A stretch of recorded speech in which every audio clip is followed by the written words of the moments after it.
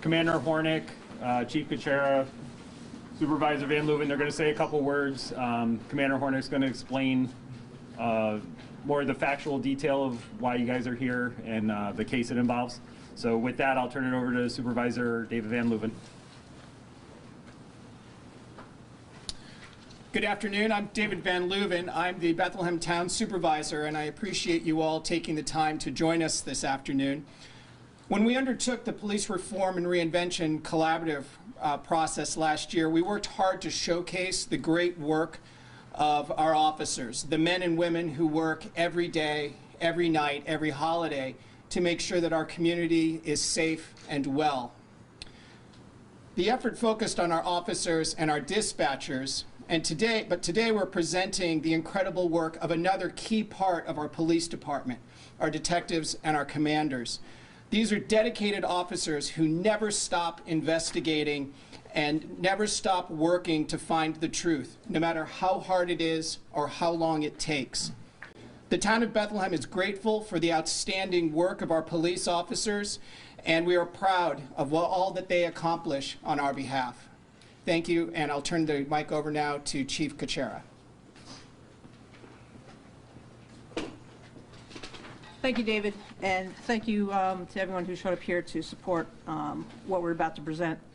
I would like to welcome everybody today to this important event. The announcement that we're about to make is a major accomplishment in what is a 41-year mystery for the town of Bethlehem. You will hear the work of members of the Bethlehem Police Department, how we worked together over several decades to bring us to this point today. Cold cases are unique, and while sometimes they appear to be forgotten about, they're always been worked on, and we can find closure to all those that are involved, which I think is paramount to this. Today's presentation will be given by Commander Hornick, who has been the lead investigator on this case since we reopened it in 2013. I would personally like to thank the department members, the Detective Bureau, and everybody who's worked this case since 1981 to present. And without their excellent efforts, we would not be standing here today. So without further ado, I'd like to present Adam Hornick. Thank you.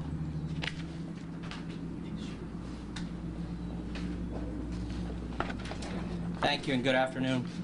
I'd like to thank everybody for coming today and echo the importance of this, not just for the community, but for the families and all those involved in this incident 41 years ago today, or 41 years ago.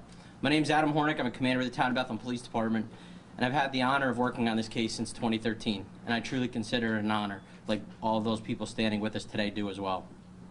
Today's announcement is both symbolic and historical in many ways. On April 3rd, 1981, the Bethlehem Police Department responded to the Vadney Farm in Delmar for a reported discovery of markedly decomposed human remains, which were found at the edge of a farmer's field adjacent to the property of this very park that we're giving this announcement at today. That identification, though that body was found with no identification and has been listed as John Doe since that date.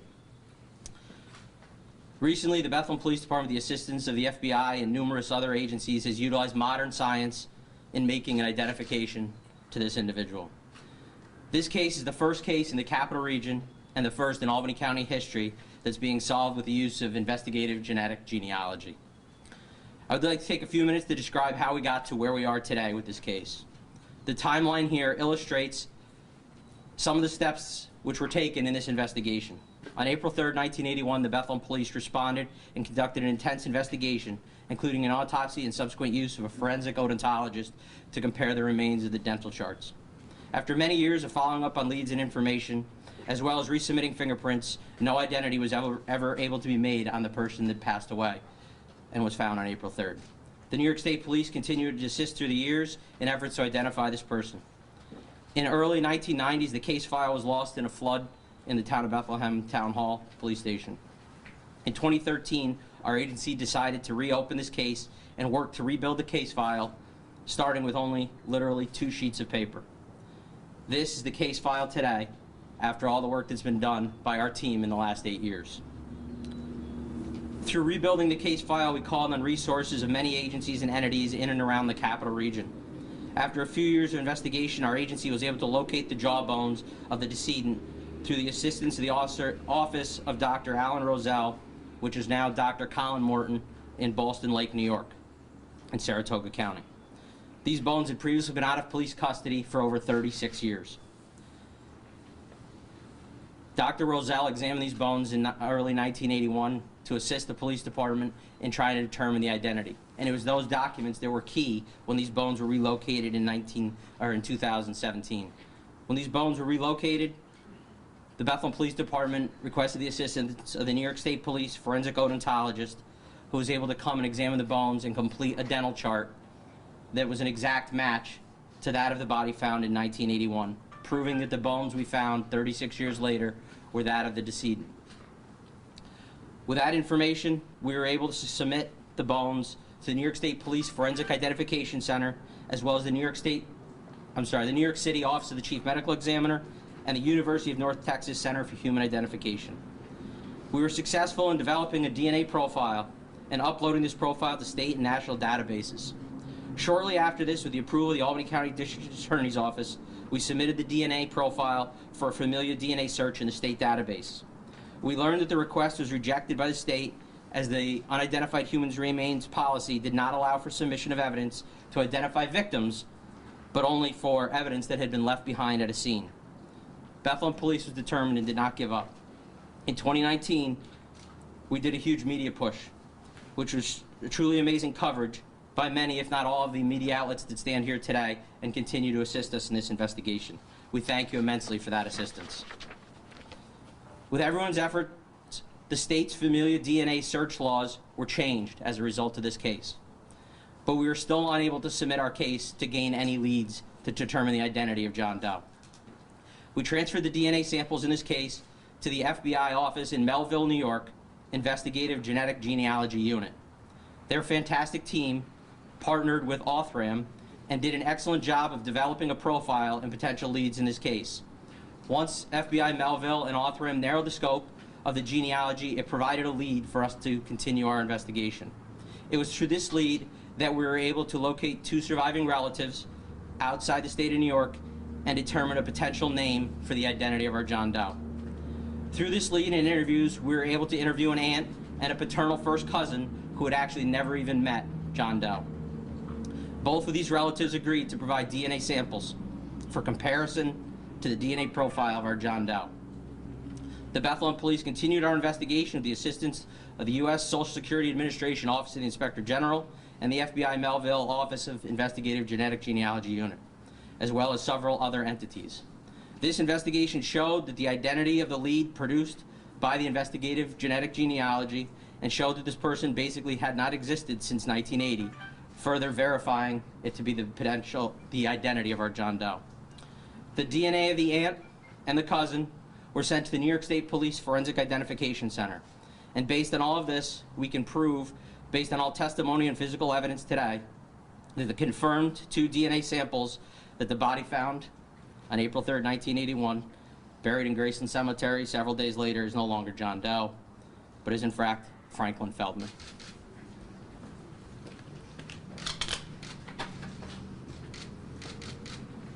Feldman was originally born in the state of Massachusetts and lived in New York for several years. At the time of his death, he would have been 41 years old. Feldman had never been reported missing, as he was known to have a transient lifestyle and included being homeless from time to time for several years, and not staying in contact with his family was not abnormal. We can show him in upstate New York through our investigation in the late 1970s with the limited records that exist from that time period. We submitted all documents to the New York State Department of Health to change the death certificate to reflect the identity of Franklin Feldman. The cause of death will most likely officially never be known. However, at this time, we are unable to find anything that is consistent with obvious foul play in this case. To reiterate, this is the first case in Albany County and Capital Region history to use investigative genetic genealogy. On behalf of the Bethlehem Police Department, we would like to thank the members of the FBI Melville Office of Investigative Genetic Genealogy Unit, Othram, the New York State Police Forensic Identification Center, the New York State Police Forensic Support Services, McLaughlin, who has produced this chart and timeline to my left, the American Association of Cold Case Investigators, the Dentist Office of Dr. Alan Roselle, now the offices of Dr. Colin Morton, who helped locate those bones 36 years later, the Albany County Coroner's Office, the New York City Office of the Chief Medical Examiner, University of North Texas Center for Human Identification, the U.S. Social Security Administration, Office of the Inspector General, Division of Criminal Justice Services of the State of New York, the Albany County District Attorney's Office, NamUs, as well as the media for the publication attention given to this case in our relentless pursuit of closure to be a voice for the voiceless in this case, and for all those who helped bring a closure to this 41-plus year mystery in the town of Bethlehem. If there's any questions, we'll be willing to entertain those at this time. Thank you. Hornick, what inspired you to reopen this in 2013? At that time, our agency had to do simple validation records, which are a regular requirement for agencies that are NCIC compliant. And in doing that, the administrative sergeant brought those 2 sheets of paper to us. And at the time, it wasn't something that anyone in our detective office was familiar with the case due to the retirements of the people that worked on the case.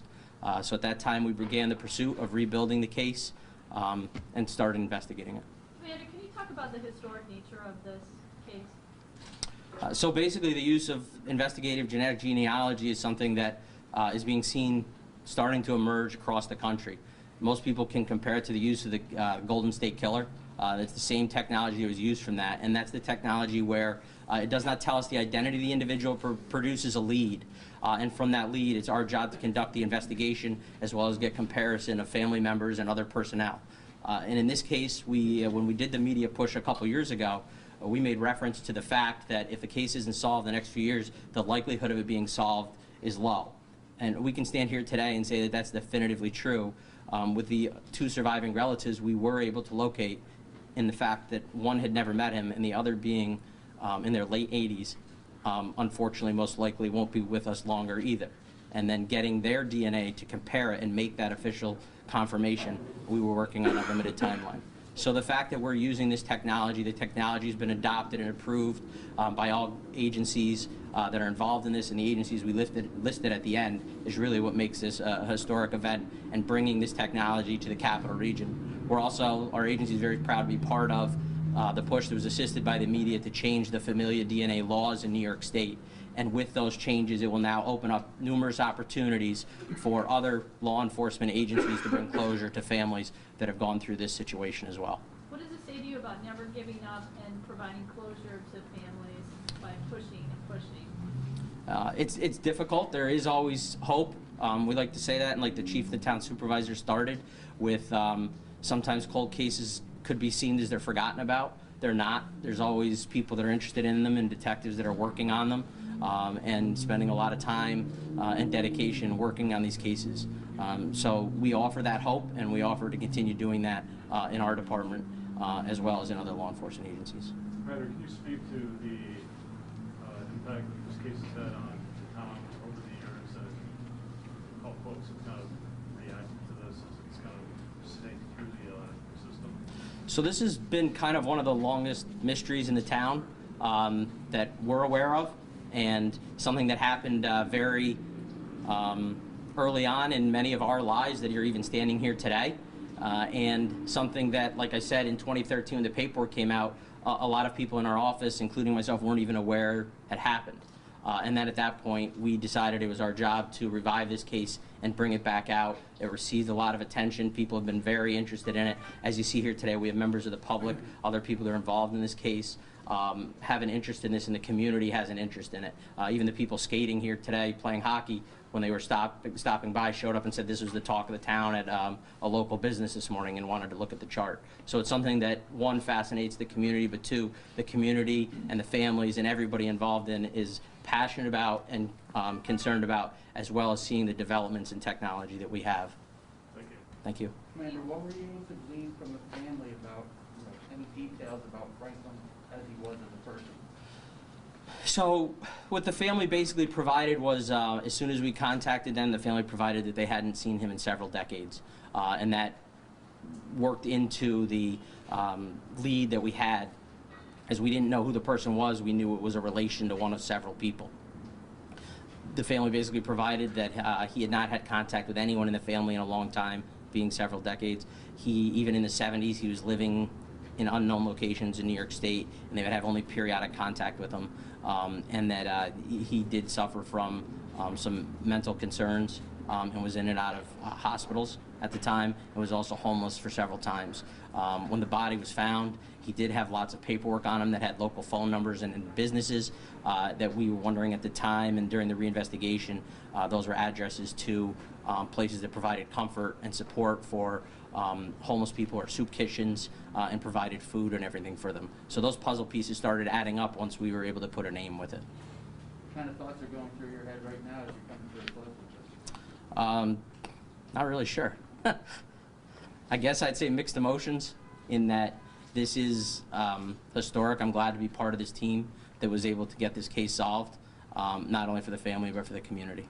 Because of the use of the technology in this case, do you think that this is going to offer hope to other people who are wondering about a cold case or a missing person? I think it does, and at the same time, in offering that hope, every time people that are missing a loved one hear about a case like this and hear it publicized yesterday, they start wondering if it's their loved one. So as much as it brings up that hope and brings it up, unfortunately sometimes it always stokes fears or concerns about bringing that closure, because that closure means that their loved one is deceased. So there's kind of a little mixed bag as it relates to that. But it definitely does give hope in the fact that New York State has made those changes that will affect so many people in the years to come. Really brings a lot of hope to those families, I would say. We talked, we did the story with you about how much time and determination it took to get you to this point. Certainly you talked about the state laws changing. At this point, I know there was frustration in the past about, the state not necessarily being able to, help along. There were a lot of hurdles in the way. Do you feel those have been cleared now, or is it still a lot of work to get something like this to happen? A lot of those hurdles were cleared through the publicity of this case. At the same time, there are still some in that once those hurdles were cleared of being able to use familial DNA for John Doe's, this case still didn't fit the circumstances to be able to be submitted. So we would hope that additional changes come to make it easier for solving these cases, because like we said, this really is about the victims and the survivors of these incidents.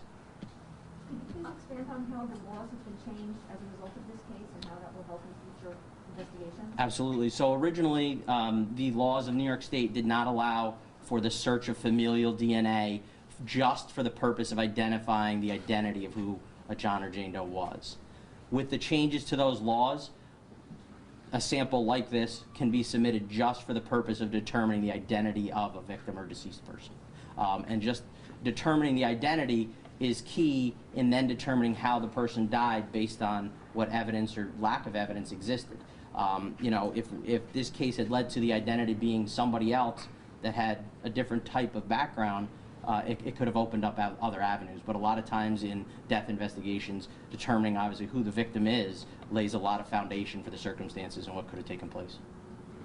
Commander, this case set a precedent for, I'm sure, a number of different other cases that have been waiting with great interest to see how this will come to a close. Do you know how many, any in particular cases that have been waiting for the result of this? I'm not really sure. I do know that there are a lot of local agencies that we've been talking to that have expressed an interest in this, and with the changes made to the state and Department of Health guidelines that have started exploring DNA. The use of genetic genealogy has been out for several years, as we know, but is awfully extremely costly. And especially for a municipal agency like us, it's even more costly, which is something that's very difficult to tell all those involved that we can't solve your case because we can't afford to. So finding ways to keep working around that box and outside the box is really what's important. Commander, will there be a marker placed on Mr. Feldman's grave? If so, who would be tasked with providing that marker? We're working with that. We've been in contact with the cemetery, and we're trying to discuss options for how that's going to be done with the family as well. Any other questions? Was the family members receptive, or did you have to ask a couple times for them to fully understand? No, the family was very receptive, and as soon as we reached out to them, and it's kind of a weird phone call to get. I can only imagine getting a phone call, hey, we're the police, we're the government doing this big cold case investigation, and your DNA is somehow related to this person. And the family was very receptive in that right away they volunteered Franklin's name and said, look, we have a family member that's been missing that time and it could be him. And both of them gave their DNA, and when they give that DNA, it's only used for comparison in this case. It's not used for anything else. So they were very receptive and appreciative of it. Thank you. Awesome. Well, thank you guys. Excellent. Anything else? Thank you, everybody. Oh, sorry. How does it feel to have Franklin be finally put to rest, I guess, peacefully kind of thing? I think it really just solving the mystery of it and having our team being able to have this historic and significance to it really brings a sense of why we do our job every day. You know, and what this job is really about in serving the community, even if it's from a time when no one standing here worked for this department. And that, you know, peripherally, it's what we do as police officers every day. Thank you, everybody. We appreciate you coming, and have a great day.